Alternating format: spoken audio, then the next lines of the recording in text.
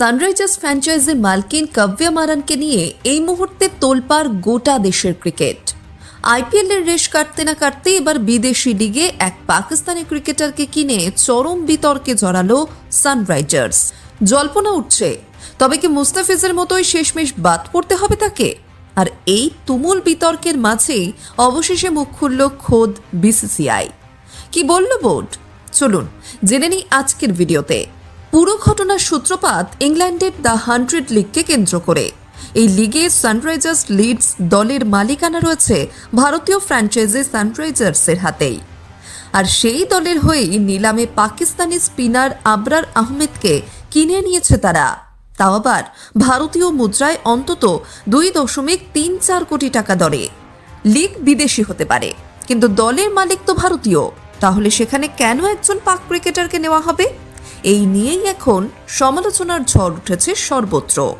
পরিস্থিতি এতটাই উত্তপ্ত যে সোশ্যাল মিডিয়ায় ভাসছে সানরাইজার্স বয়কটের হুমকি।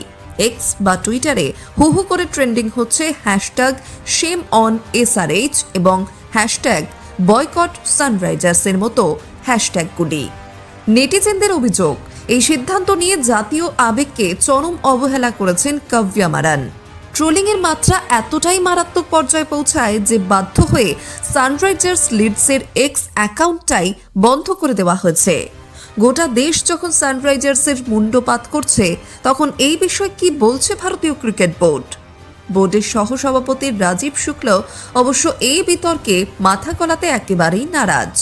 তিনি স্পষ্ট জানিয়েছেন, আমাদের গতিবিধি শুধু আইপিএলের মধ্যে সীমাবদ্ধ। অন্য দেশের লিগে কি ঘটছে তা নিয়ে আমাদের মাথা ব্যথা নেই। বিদেশি লিগে কোনো বিদেশি প্লেয়ারকে সই করালো কিনা তাতে আমরা কিভাবে মাথা গলাবো, এটা সম্পূর্ণ তাদের ব্যাপার। আইপিএলে তো এরকম কোনো প্লেয়ার নেই, তাই তারা যে দেশের প্লেয়ারই নিক সেগুলো নিয়ে আমরা ভাবছি না। তবে এত বিতর্কের পরেও নিজেদের সিদ্ধান্তে অনড় সানরাইজার্স থিঙ্ক ট্যাঙ্ক। খোদ হেড কোচ ড্যানিয়েল ভেট্টরি আবরারকে কেনার পক্ষে প্রশ্ন করেছেন। তার সাফ কথা, আবরারের বোলিংয়ে যথেষ্ট বৈচিত্র্য রয়েছে। বিশেষত ইংল্যান্ডের ঘরোয়া ক্রিকেটে খেলা কেউই আবরারের বোলিং দেখেনি।